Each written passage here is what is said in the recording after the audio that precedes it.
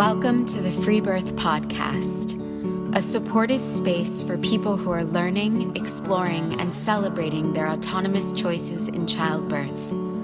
Together, we'll unpack truths, share personal stories, and claim our ability to birth freely and intuitively. Here's your host, Emily Saldea.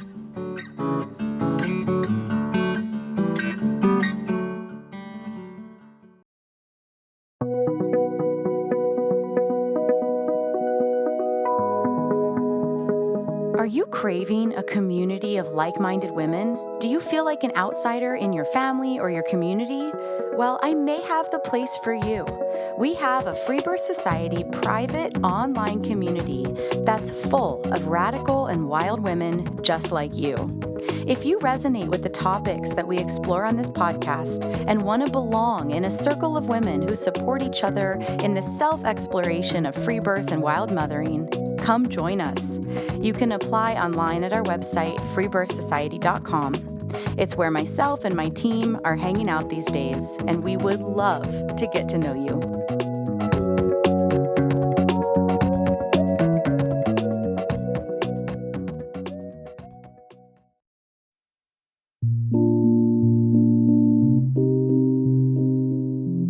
Brandi impressed me with her self-awareness, her humility, and her connection to the truth. After a typical industrialized birth, Brandi goes on to have a surprise breech birth in the water at home, then has another child at home Midwife attended. And it's with Brandi's fourth daughter that she decides to free birth in the very bus her family lives in. Brandi shares her honest journey and her many lessons in this week's episode.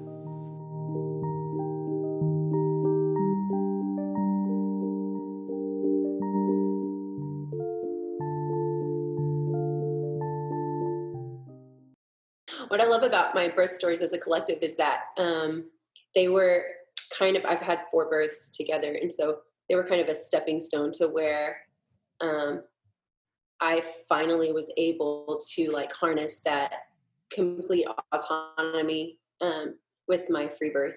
And I've had a wide variety of births, and so I think it's really great that I have those, even though there's a lot of pain associated with my first birth.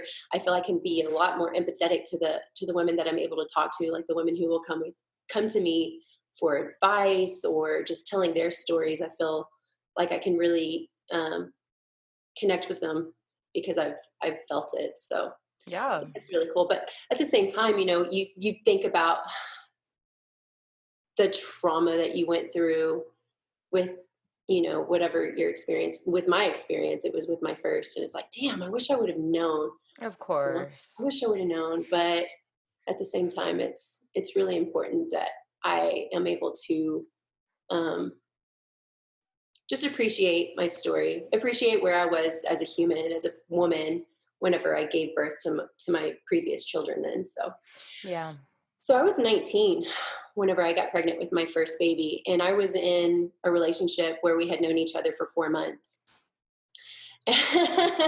And we got pregnant. And so what do you do when you get pregnant? Especially we had MySpace. Social media wasn't a thing really back then, and so I wasn't exposed to options. Mm-hmm. You weren't exposed. What do? You go to the doctor. So I remember I had my pap smear scheduled with my my general practitioner, and she gave me my pap smear, and she was like, you're pregnant, right? And I was like, yeah, I know I'm pregnant.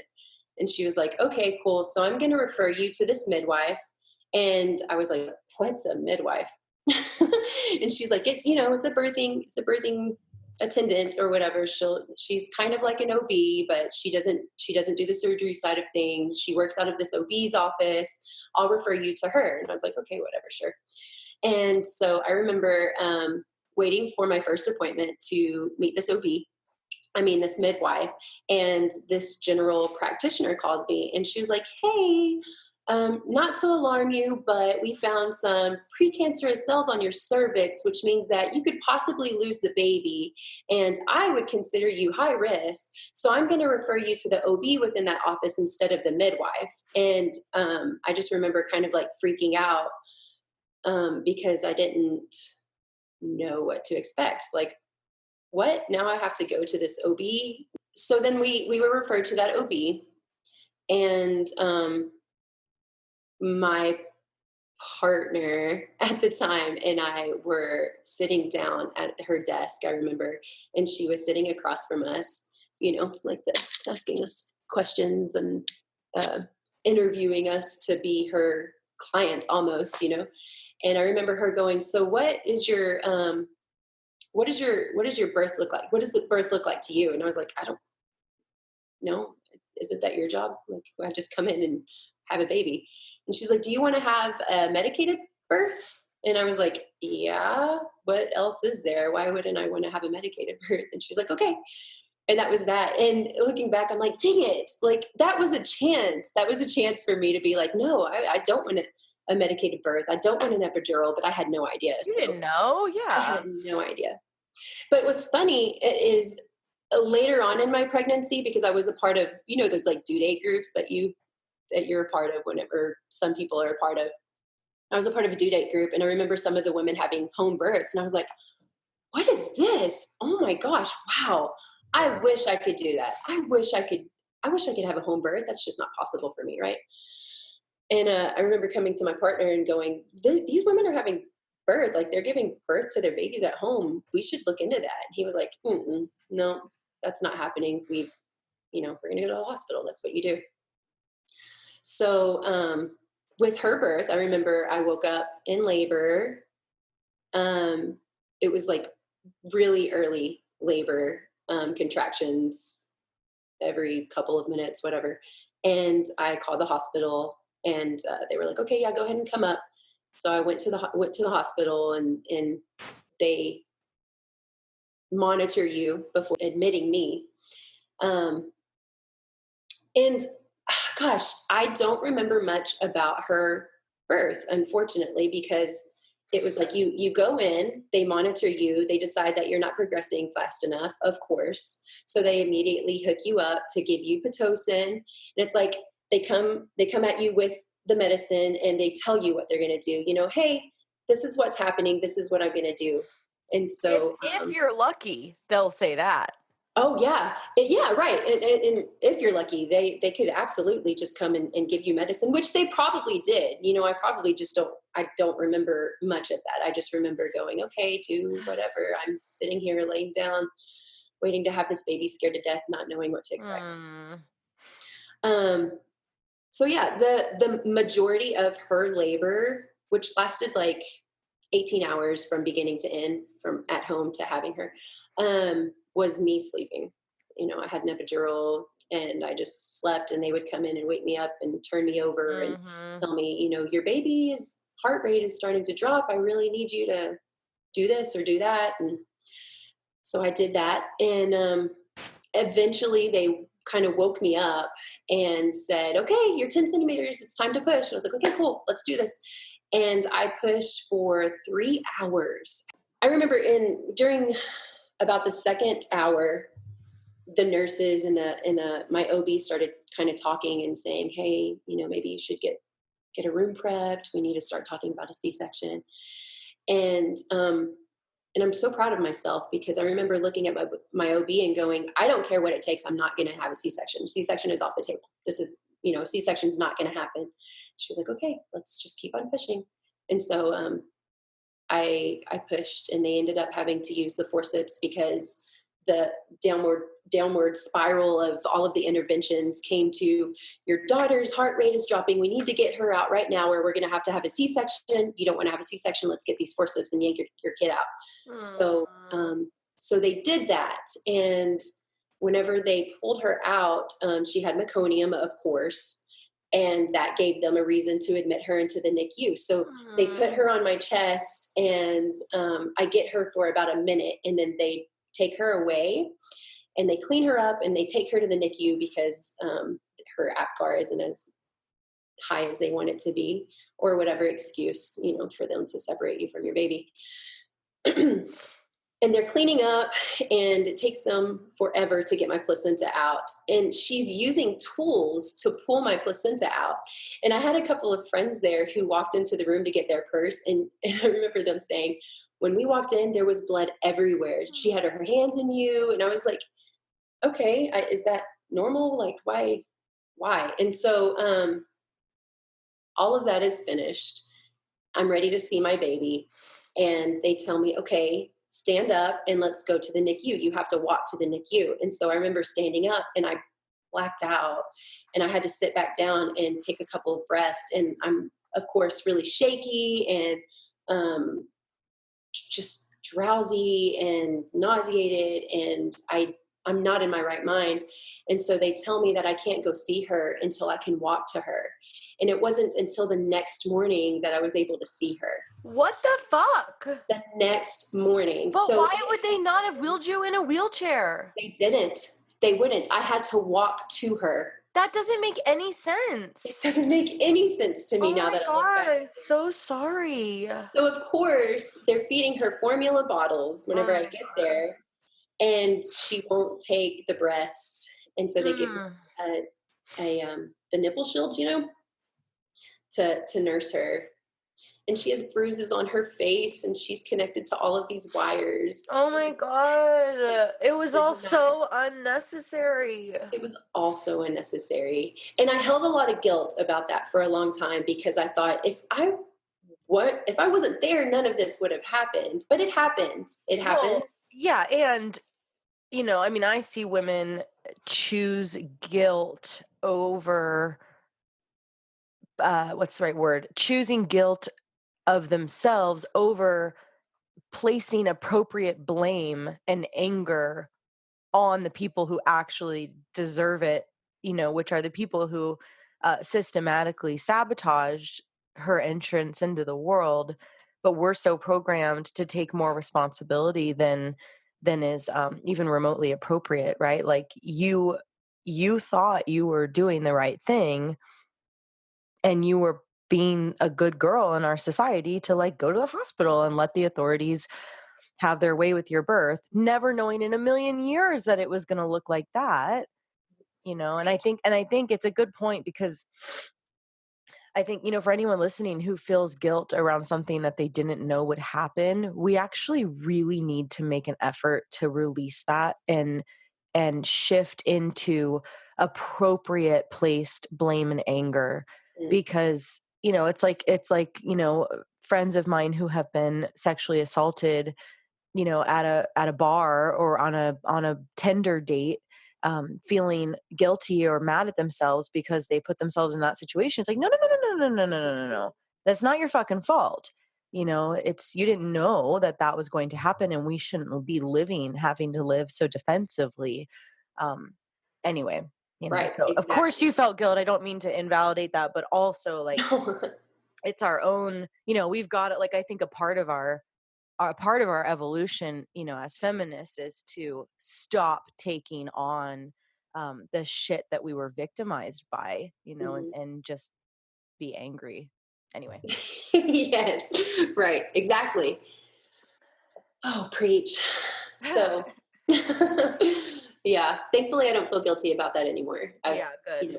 A lot of work has been done. Mm-hmm. And like I said, I'm able to be a lot more empathetic to the women who have had similar experiences and what they've been through. So she was released from the NICU 4 days later, which took fighting. I could not get a pediatrician to release her. I remember asking for a good probably 24 hours, when is the pediatrician going to be here so that we can go the fuck home? And just for the presence of mech? Yes. Well, that, and there was nothing else wrong with her. Her heart rate was fine. She was doing fine in the NICU, but a pediatrician had to release her. But there was no pediatrician present. Oh my God, it's such a scam. Oh my gosh. And Emily, they send me home at 2 days. So I have to go home and then come back up to the hospital, can't sleep with her. And of course they're feeding her formula bottles. Money, money, money, money, by money, the time. money, money. Oh, you have no idea. It I ended mean, up, I do. Yeah. yes, It is. you know, It is big business. we had great insurance, fantastic insurance, and it cost us $4,000 Mm-hmm. to have her as 19-year-old kids, you know, having a baby, which, ugh, Oh God, my you know, God, I'm so sorry. oh, you know, I appreciate that I'm able to look back at it now, and I'm so proud of myself for what I've learned and how far I've come now. So Hell yeah. yeah. So that was Okay, her so birth. that's your welcome to motherhood in Mhm. industrialized culture. Right. So yeah, I used a nipple shield with her to breastfeed her for 4 months. It took us 4 months to wean off of the nipple shield because she, you know, of course, you know, they give her the formula bottle. She's used to that kind of nipple, and then she gets used to the nipple shield. It took a while to figure out breastfeeding with her, but thankfully she weaned herself at 18 months, and I was able to breastfeed her, and I really Mhm. appreciated that time with her. Yeah. So that we ended up getting married whenever I was pregnant, Emily, because his dad said he does not want a bastard grandchild. Okay. So we get married, and that doesn't last long. We divorce. So that didn't last long. My next pregnancy happened after the marriage of after my second marriage, my now partner, my husband. We get married. We are trying to have a baby. And how old And is your daughter? my daughter is 6 when we have my second daughter. So there's 6 years in between these births. I immediately know that I do not want to go back to the hospital. And I approach my husband about that and just tell him, like, look, we're going to find a midwife. And he was like, I never thought that you would go to the hospital. That never crossed my mind. I'm like, yes. Okay. Thank you. So we find this really incredible midwife who, is close to us. And my pregnancy with her was so amazing, so beautiful. My midwife was great. She was fantastic. I remember asking her all of the appropriate questions, like what happens if this baby is breech? You know, and my midwife was like, okay, what happens if the baby's breech? You know, that's not a thing in my radar. Meaning she would be okay to support you? Oh yeah. Yeah, she was okay to support me. I remember asking her what happens if I go over 42 weeks, and she was like, "Oh, we can always smudge the data a little bit. We don't have to go to the hospital for those things." So there were things that she said that really validated my trust in her, and I appreciated that. So I'm 38 weeks pregnant, and I go into labor. In labor at this time is very consistent, hard to talk through contractions. Um, so we think that I'm in labor, and or we think that, you know, I'm in active labor, and I'm doing this for 2 days, and she doesn't give me any kind of vaginal checks because I didn't want any vaginal exams. And she respected my space, and she kind of just stayed back and let me do my thing. But on day 2 in the evening, I was like in our pool because we thought that it was kind of approaching time for me to enter transition.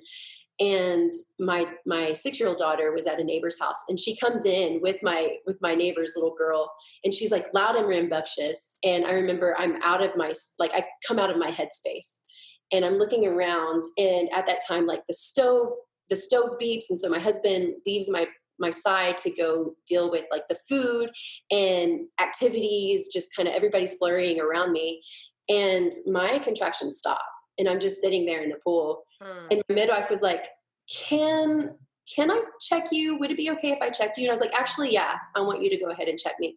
And so she checks me, and I'm like a 2 or a 3. And I've been doing this for 2 days. And I just cried. I was like, why is this happening? And she's like, you know, sweetheart, it's just happening. Your body's doing what it needs to do. You're not in labor exactly right now. So I'm going to go home. Call me if you need me. I think you should relax. And Just enjoy this time with your family and let your body do what it's doing. And I was like, okay. So that's at 38 weeks pregnant. I go and visit my chiropractors and I'm getting acupuncture, and I'm so in my headspace to try to get this thing going that it's just stressing me out. And finally my husband's like, let the shit go. Like, it's going to happen when it happens. And so at 40 weeks and 4 days, finally, it's Mother's Day, and I'm going to, like, my nephew's dedication, my sister's, I don't know how that works exactly, but he was like being dedicated to the church or something. And so we're there, and I'm sitting next to my mom, and I'm having contractions in church, and I'm sitting there, and it's feeling different. You know, you start feeling them in your cervix. They're a little bit lower. They're hugging your hips. And I'm like, okay, this might be the real thing, but I'm so apprehensive to say anything to anybody because everybody was waiting on me for 2 days while I was in labor the last time, that I'm like, okay, I'm not going to say anything. I'm in labor. I'm obviously in labor. And so that night we call my midwife, and she comes over, and she's, you know, kind of checking me out. And I'm definitely, like, I'm moaning through contractions, and it never picked up the way that I was hoping. And so that night she was like, you know, I think you just need to get in bed. Just get in bed, put a pillow under your leg, rest, and we'll see where you're at in the morning. If you don't mind, I'm gonna stay in the room next to us so that I'm here for you. And I was like, okay, cool. So I sleep inconsistently throughout that night. I'm having contractions probably like every 30 minutes, you know, but nothing ever really picks up. There's that entire time that I'm contracting, there's not a consistent pattern, a labor pattern, for, you know, what somebody would consider a normal labor. So the next morning, my midwife comes in at like 6 o'clock in the morning and checks on me. And she's like, hey, you want to just take a hot shower, wash the days away, we'll go take a walk. So I took a hot shower, and it felt so good. And we're walking around the block, and all of a sudden I felt like I'm peeing myself. Like, it's a little trickle down my leg. And I was like, I stopped. I was like, I don't think I peed myself, but I think I peed myself. So yeah, my water's trickling down my leg, and she's like, okay, yeah, let's go test it. And she has these little pH strips, and she tests it, and she's like, yeah, your water broke. I'm like, okay, sweet. And so finally my body kind of kicks into gear, and I start really feeling consistent contractions. This is probably 7 o'clock in the morning that this happened. And then I have the baby at 11 o'clock. So I have 4 hours of Nice. active labor. Little tricky baby. She was a tricky baby, and I'll tell you why. The entire labor, I feel like a wild animal. Like, I'm thrashing around a lot. Not thrashing, but I feel like I'm thrashing around, you know? My sister was like, I don't think you were as crazy. Like, I think you were crazier in your head than you actually were. Us observing, my sister was there taking pictures. Us observing, it wasn't as crazy as you thought you were, but I felt crazy. I felt like an animal. And I was very vocal and very out of control. So I feel like every birth gives you lessons. With my first birth, I think it was just kind of my intro to motherhood, you know, and learning to take charge of my own birth myself. With this birth, I feel like it was a lesson of surrendering, because I never completely surrendered to labor, to the contractions. I never felt like I could get on top of them. I was trying to control it too much, but also I was trying to live broadcast my freaking birth like an idiot, because I wanted my friends and my family to see how amazing birth was, right? What? But I had the computer on, and so I felt like I was being watched the entire time. So it was also a lesson about boundaries and how I birth, right? Some people can totally do that, but for me, it was not okay. So my sisters like shut off the cameras, and I remember that's whenever things really started going too. And then, so I'm in the birth tub. We have a water birth. I'm at home. I'm in the birth tub, and baby's head starts coming out, and it's smooth. And I'm like, I thought that it would be, she'd have a lot more hair and it would be wrinkly. And my midwife was like, that's a butt. That baby's breech. And I was like, okay. And so I remember like I'm sitting there and I took a deep breath and I said, okay, what do we do? And she was like, just keep doing what you're doing. And I was like, okay. And so she was out in 2 more pushes and she came out and, her body was folded for a good like 24 hours and it was so cute. Like a little rubber chicken. She was a rubber chicken. It was so cute. And she's a Taurus and she's so freaking stubborn. This girl is so stubborn and her birth was so stubborn. Like it's so funny how I see the correlation between their births and their personality almost. So that was my home breech water birth. And after her birth, I felt like such a badass. It was so incredible. So my mom was coming over a few hours later to meet her. And I was up like sweeping my house and trying to get, I felt like a powerful woman. Ladies, if you're listening to this, do not get out of bed. I don't care how good you feel. It does not matter what your house looks like. It doesn't matter if you feel on top of the world. Just don't get out of bed. And like the truth is that the power move postpartum is to lay the fuck down. Oh my gosh. Like that's really the power move, because underneath that whole concept of getting up and hosting and showing everyone how great you feel and are, that's actually not powerful. That's like not understanding what's going on and centering yourself and honoring your postpartum period and all. I know all of this, which is why I'm saying it. Yes. It's like the power move is to lay the fuck down. just do it. Just lay down. Yeah. So I remember my bleeding lasted like 8 weeks with her because I just wouldn't. I felt so good. I wanted the world to see how amazing home birth could be, right? Like I had something to prove. And that we associate, all this like deeply misogynistic, beliefs that to show everyone how good you are, how great you are, how strong you are, is to not honor that your body needs rest. So interesting. So backwards. Yep. So many women do that, man. Yeah. Yes, I know. Okay. So your bleeding lasts. Yeah. My bleeding lasted like 8 weeks. Third baby is 2 years later. So like 2.5 years later, she was born, my second baby was born in 2013. Third baby was born in 2016. Her pregnancy was interesting because I had a lot of anxiety with her pregnancy. So I was really kind of worried that it would roll over into my labor and my birth. So I worked really hard throughout this pregnancy to get into the right mental space. Lots of meditation, lots of self-work went into her labor and throughout my pregnancy. I hired the same midwife because I just really appreciated her presence. She was pretty damn hands-off for an American midwife. I went into labor again at like 3:00 in the morning. All of my labors I've started at like in the wee hours of the morning. So by this time, I kind of know that once everything settles down, once I put Lila to sleep because she was still nursing, that things would kind of start going when it was time. I'm 40 weeks pregnant at this point, and I remember laying in bed. It was like I said, about 3:00 in the morning, and I feel fluid coming out of my vagina, and I just kind of ignore it because I'm tired. I was like, maybe that's just some more mucus because the previous night I had some bloody show. I was like, that's probably just more mucus. I have to wake up in the morning and get my daughter to school. I'm just going to ignore that.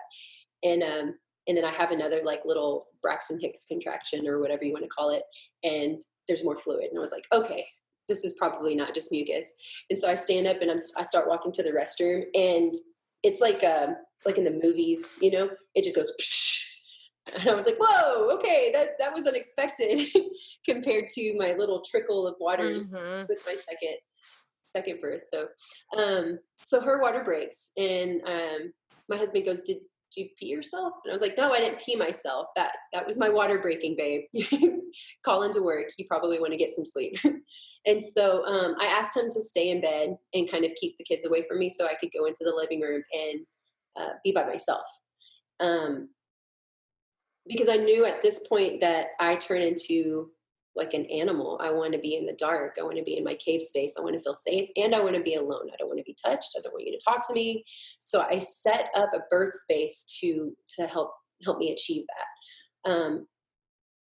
And that those hours, those early morning hours that I was able to spend in labor by myself was so precious to me. I just remember like lighting my incense and playing my music and connecting and praying and really connecting with Milo, my third daughter, in my stomach. And I remember talking to her, like saying, okay, we've got this. We're in this together. I hope that you're not scared. I'm here with you. And I just felt her, I felt her energetically. So from 3:00 in the morning to about 9:00 in the morning, finally my oldest daughter wakes up and she comes into the living room and she's like, oh, you're having a baby today. I'm not at school. And I was like, yeah.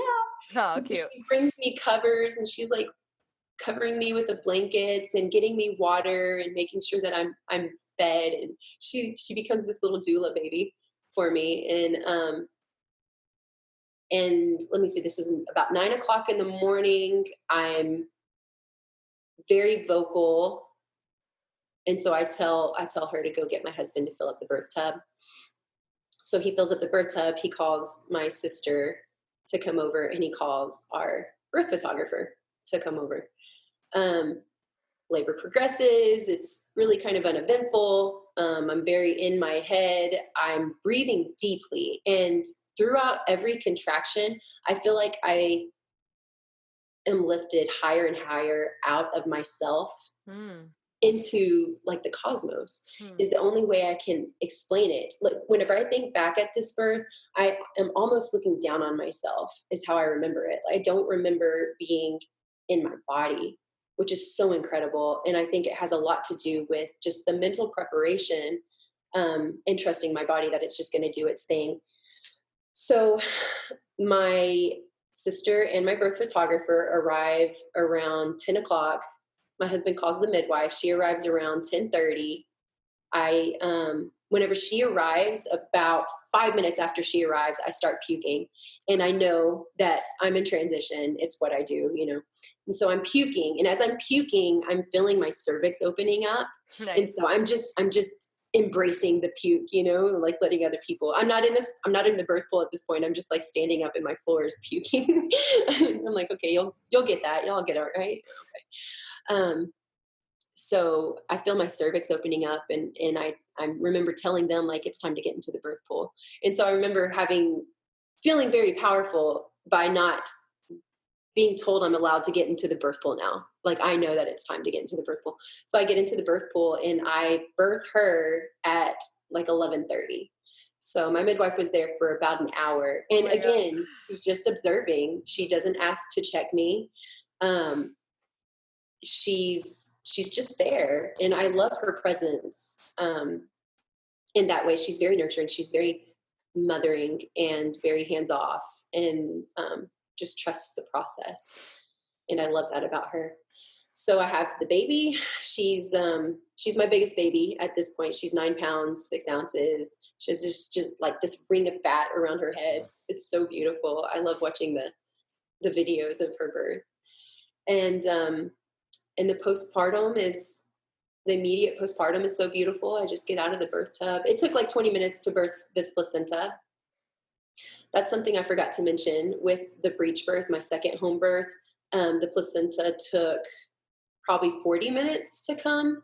And this, looking back, I don't understand why she made this move. But after I birthed the placenta, my midwife said that I was bleeding more than she was comfortable with and gave me a shot of Pitocin. And at the time I was like, okay, I didn't feel bad. I wasn't dizzy. I appreciate that she waited until after the placenta was birthed, but I just didn't understand that. So with this baby, my third home birth, back at this birth, there was no placenta, no issues. You know what I mean? Nothing to look for. And she didn't stab you with drugs. She didn't stab me with drugs this time. I appreciate that. Cleaned up and left. So that was a super peaceful, simple birth. Sounds beautiful. Postpartum was amazing. Breastfeeding was amazing. So I breastfed her for 2 years. And a little after 2 years, I was done. My husband and I were like sexually connecting, we were finally getting to that groove. And I felt sexy, and I was like, you know what? I'm ready to have my body back. So my mother-in-law took the kids that weekend. Dun, dun, dun. Yes. Yes. She was about 2 years old. And it's really a bummer that the way we make babies is also how we have sex. I know it, Emily.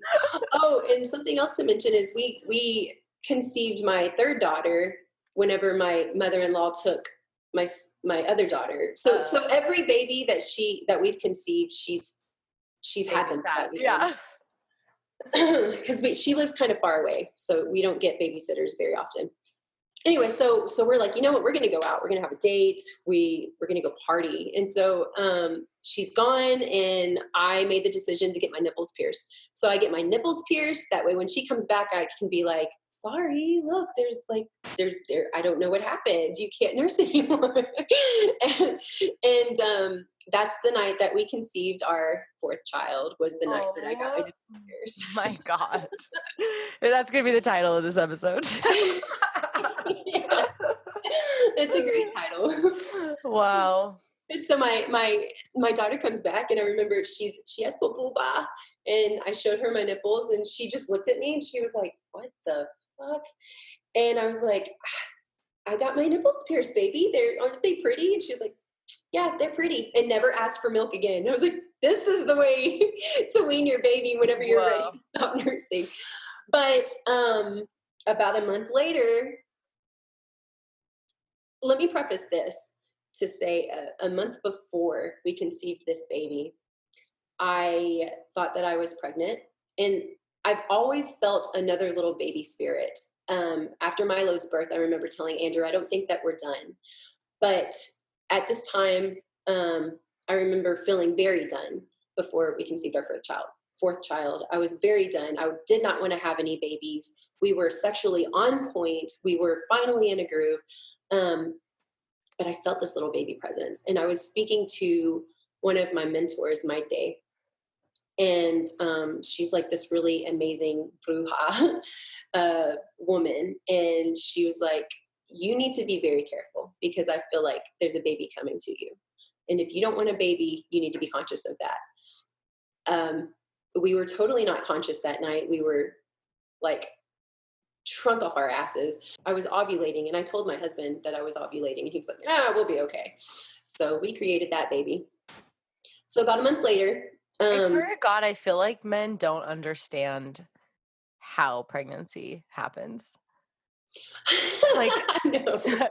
It is funny. And I told my husband, because this is our fourth child, and I am so done. However, I'm not going to be on birth control. He knows that. He doesn't want me to be on birth control. And I told him, maybe you should get a vasectomy. And he doesn't want to get a vasectomy, because there are also studies that indicate that maybe a vasectomy isn't the safest thing. Oh my God. I would never want my beloved to have a vasectomy. Yeah. I don't want any chance of like testicular cancer, or not just that, but cutting. It's so Western, right? To just be like, let's just do the quick, easy thing. But like, to cut one of the most profound energetic meridians in a man's body is just whack. Yeah. Anyway, but yeah, he's not asking me to get my tubes tied. Why should I ask him to get a vasectomy? Is kind of where we're at. But at the same time, I'm like, you're not very good at pulling out, and there's a possibility that we could make another kid. So that's where we're at right now. But I mean, pregnancy can be avoided. Right? It's Like not check your just like ovulation. yeah, like it's not a crapshoot. Like you obviously need to do fertility awareness. There's this like really, really, really highly effective thing called condoms. Like, you could avoid pregnancy. Obviously, I'm just teasing. Okay, Okay, go ahead. so I get pregnant, Oh my and I gosh. remember waking up one morning and going, fuck, I'm pregnant. And so I called my husband and told him to bring a pregnancy test home on his way to lunch. And so he grabs a pregnancy test, and I take the test. It immediately turns, and we both start crying. I'm crying because I am like grieving this life that I had planned out for us. And I know that it's going to be several years before we get back into the groove that we're in. That's just the way that it works with us. And he's crying because he's so happy. And he was so sweet and understanding. And he didn't make me feel bad about or guilty about being sad about being pregnant. So this pregnancy and birth was beautiful in that I allowed myself the space to go into the dark spaces so that I could shed light on it. So I created very strong boundaries, and I was very forward about creating boundaries. I whenever I announced the pregnancy, I announced it online. I only told a few people. There were a lot of family members that were upset that how dare I not come to them and called them first before I announced the pregnancy online. But that was my choice. And with this pregnancy, I knew that I wanted an unassisted birth after Milo's birth for sure. There was no fear surrounding birth whatsoever, especially after my healing second daughter's birth. My midwife that I was using actually moved to Montana, but even if she were local, I don't think that I would have hired her. However, in the headspace that I was in my first trimester, I sought out a midwife. And so I hired this midwife, and she was great, but we didn't quite connect. And I knew that I wanted an unassisted birth. I'm not really sure why I hired her. But I also wasn't in a headspace to appreciate my pregnancy yet. And I think that's why I needed her in that moment. Yeah, it's a process. It was a process. It was a process for me. I told her that I didn't want any ultrasounds, and she kind of encouraged me to get an ultrasound in the first trimester. Again, I wasn't in a headspace to fight back.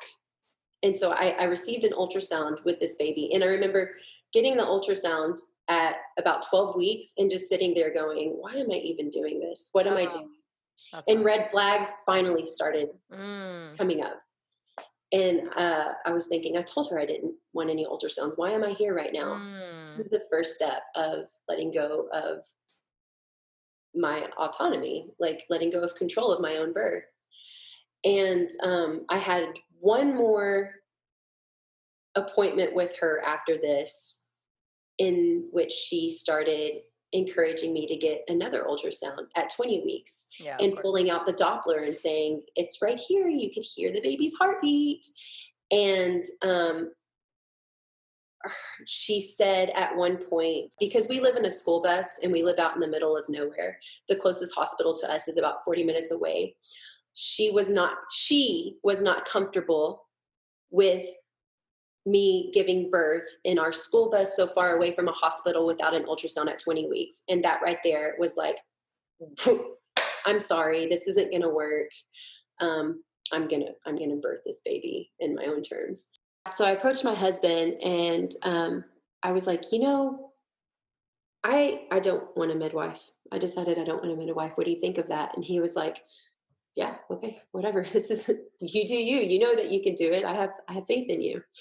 And I appreciate that about him so much, is that he was always on board for whatever I wanted. It was never about him. It was always about supporting me. And he later told me that whenever I approached him with that, a little bit of fear started creeping up in his head, because, oh my gosh, we live so far away from a hospital. What if something happens?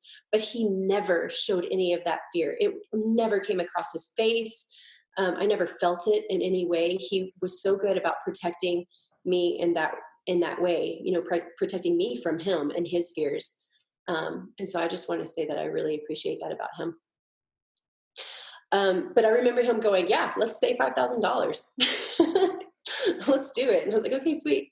So this pregnancy was so fucking amazing. It was amazing because I didn't have to pee on any sticks. I just completely listened to my body, and I knew the entire time that everything was going to be okay. There was nothing wrong with me. I used herbs. I used nettle infusions as my prenatal vitamins because I felt like I got more out of those than I did act like pills. There was just so much about this pregnancy that was powerful, and that I just trusted myself. So this pregnancy and birth was all about trust, just trusting myself, trusting the process, not knowing what was coming, letting go of any expectations, letting go of control, and letting the process happen. And that's exactly how it happened. I remember telling my family that I was going to have a free birth. Nobody was really surprised. Everyone was like, yeah, that makes sense. So one question everyone had though was, are there any hospitals nearby? And I told everyone that there was a hospital in like the next town over, and it wasn't a hospital. It was just an ER room.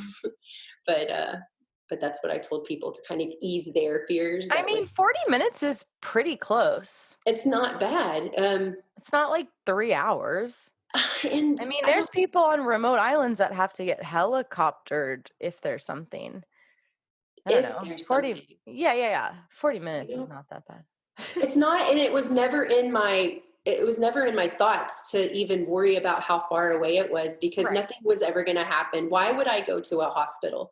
I wasn't going to go to a hospital. And honestly, by the time I needed help, what was going to change really? So that didn't bother me. That wasn't a thing in my thoughts.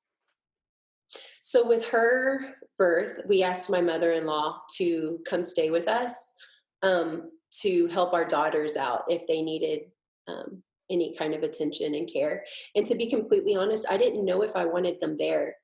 My children were present at each other's births up to this one, but I knew that I don't like being watched by anybody. I wanted my partner there with me for support, and that's it. And so, like I said, we live in a school bus, but we have a cabin shell that's what we're going to renovate into a home. So my mother-in-law made a camping spot in our cabin shell to take the kids to sleep in while I was in labor. So at 38 weeks, I woke up one morning and my 3-year-old was like laying across me, and I pushed her off of me. And as I pushed her off of me, my water broke, and it went. And so I looked over at my husband and I was like, hey, don't, call into work. Something's going to happen. And it was a Friday. And I remember being really appreciative that it was a Friday, because my mother-in-law didn't have to take off of work. My husband, I actually told him to go into work because he works 4 miles down the road from us at the local automotive shop. And I was like, yeah, go tie up loose ends. I don't want to be watched. I want to be here by myself. So that entire day, I was alone. I was alone that entire day because my husband went into work, tied up loose ends, came back a couple of hours later and was like, okay, I'm going to go grocery shopping. Yeah. I'm going to do a week's worth of laundry. He got all of the laundry done.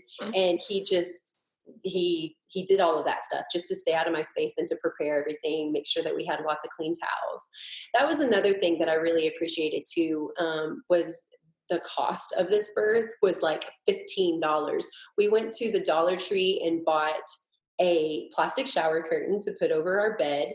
I didn't buy a birth tub because, well, there was nowhere to put a birth tub. Like, we live in a fucking bus. And I didn't buy a birth kit. I didn't feel like I needed any of that stuff.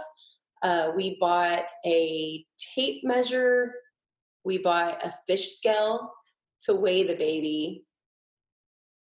and I had some Chuck's pads and some diapers for myself, and that was it. Mm-hmm. So, oh my God, that was so amazing. I appreciated that so much. Well, and it helps it kind of integrate as a normal part of your life when you're not, dropping $5,000 and doing all this prep. And there's nothing inherently wrong at all, with if you choose to have women there and you pay them with money, like that's beautiful and awesome, and yeah, I think there's undeniably something that's just like, it's so normal to just Normal. be pregnant and then just have a baby and, Yeah. and not make it this whole thing. Like it wasn't a thing. Exactly. It Right. was just like, okay, we're going to have a baby. Let's do this. Mhm. So, so like I said, my water broke that Friday morning. It was about 7 o'clock in the morning. And my husband was gone for most of the day to let me kind of get into the birth headspace. So I was entering the birth headspace, preparing my space, my bus. And nothing ever happened. I had a couple of those like normal Braxton Hicks contractions that I'd been having since like 18 weeks. So I knew that nothing was happening. And I was like, uh, it's daytime.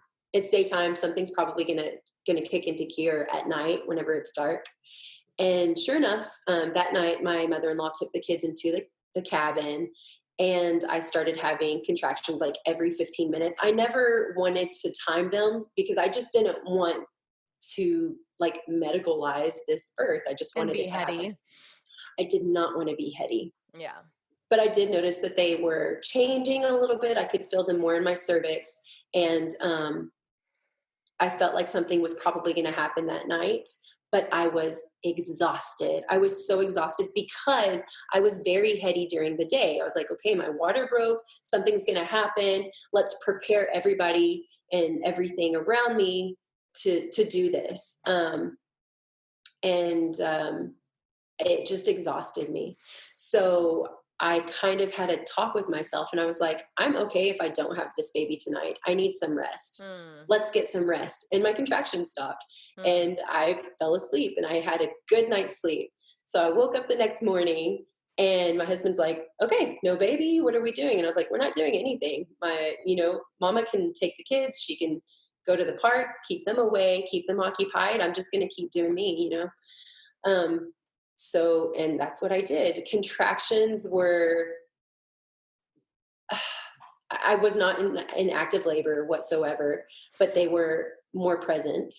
And I started getting frustrated around, this is the next day, this is on a Saturday, around like 3 p.m. I was getting a little frustrated, and I was like, okay, nothing's happening. I really would like something to happen by now, but I know that something's not going to happen until it's dark because that's who I am.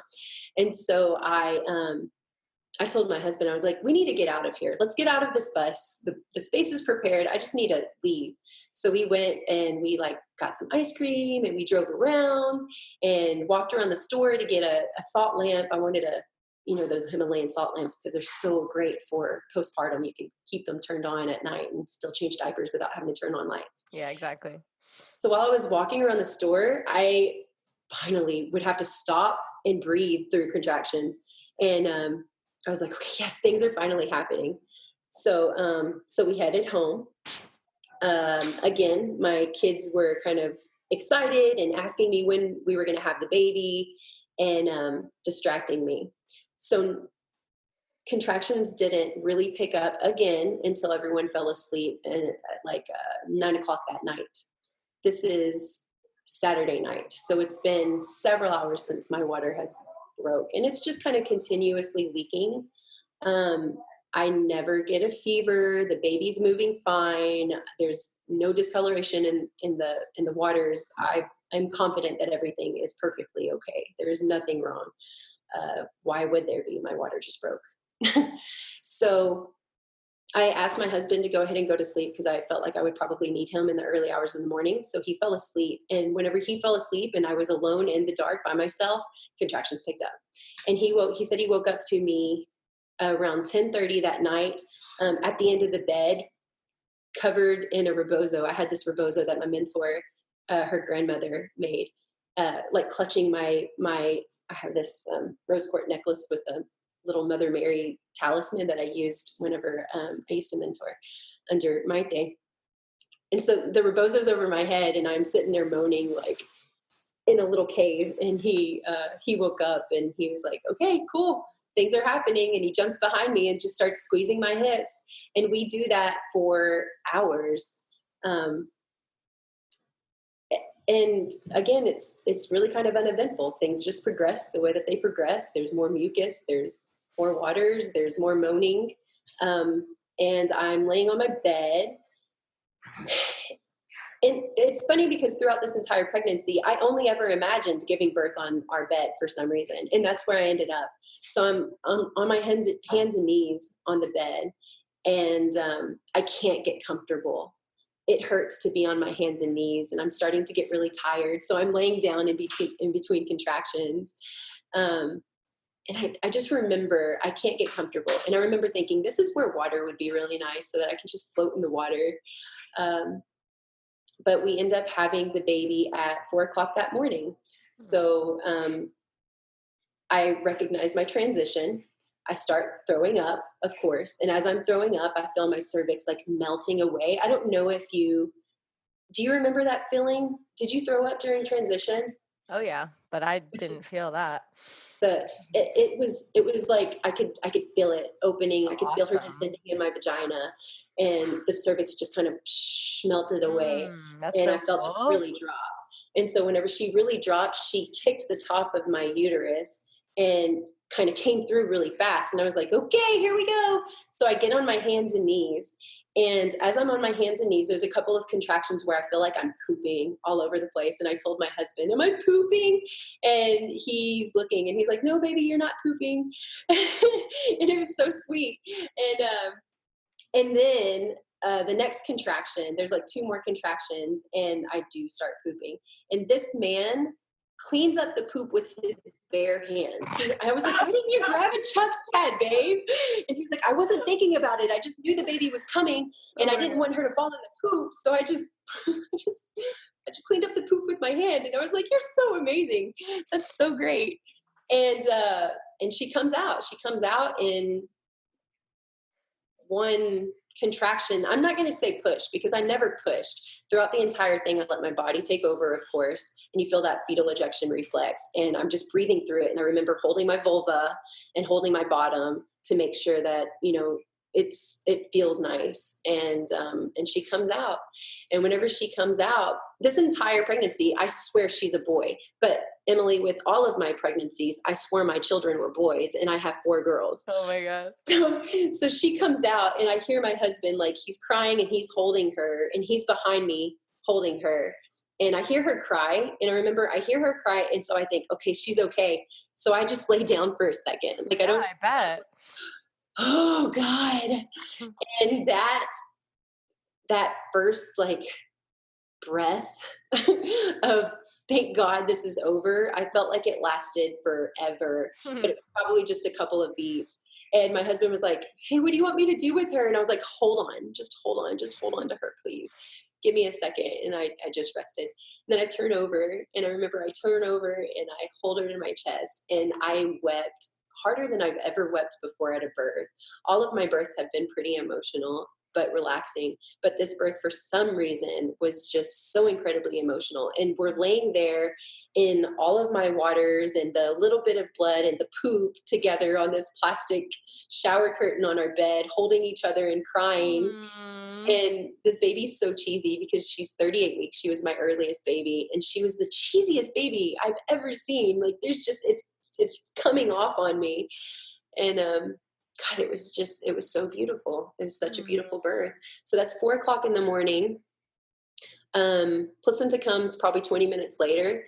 And this part I really appreciate as well, because with my other births, the midwife took care of everything. She, would take the placenta. She inspected it to make sure everything was coming out okay. So my husband wasn't involved in any of that part, but this time my placenta was birthed, and we're sitting there and we're inspecting it together, and I'm able to tell him what to look for and how everything works. And he's like fascinated by it. He's looking at it too.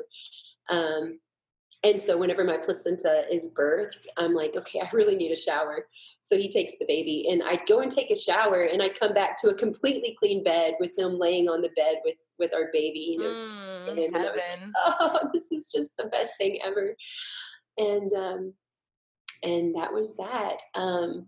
We called my mother-in-law and our daughters into the room around 6:30, and she's able to witness us burn the cord, which was really beautiful. And she really appreciated being a part of that. And like I said, that's that, there was really nothing else to do. We were laying in bed, and we stayed in bed for as long as we possibly could. And it was just an incredible experience. And if I ever have another baby, I don't want another baby, but if I do, it's going to be that again. I will always and forever have a free birth. I can't imagine it any other way. Yeah. So beautiful. Okay, I have to ask, how is it living in a bus with 4 kiddos? It's exactly what you would expect it to be. It's pure chaos. But I tell people all the time, we've lived in homes with children, and it was pure chaos. They are always right under you. They are always screaming in your face for something. We live on 2 acres of land. Right. They're outside a lot, I'm sure. They're outside all the time. Right. They wake up and they go outside, and if we need to get out, we can get out. It's challenging at times because my husband is 6'4", so he doesn't have much space. But also there's 5 women around him. There's a lot of estrogen, and he couldn't be a more perfect girl dad. He takes so well, and he just loves them so much.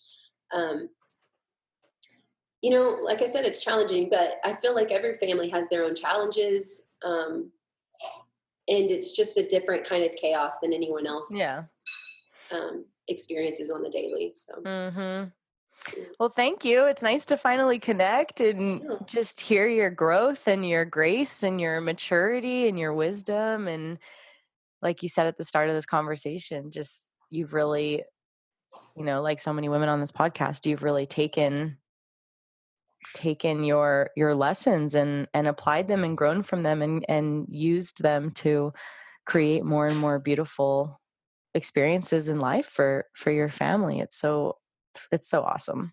It is. It's really, really amazing. I think it's great that women who are pregnant with their first babies who choose free birth are able to harness that part of them in the beginning rather than having to build up to it. That's such a beautiful thing. But yeah, this is my journey. This is where I was supposed to be. So Awesome. Thank you. Yeah. That's it for today, everyone. Join us next week for another episode of the Free Birth Podcast. Thanks for joining us, and remember, your body, your choice. Lots of love.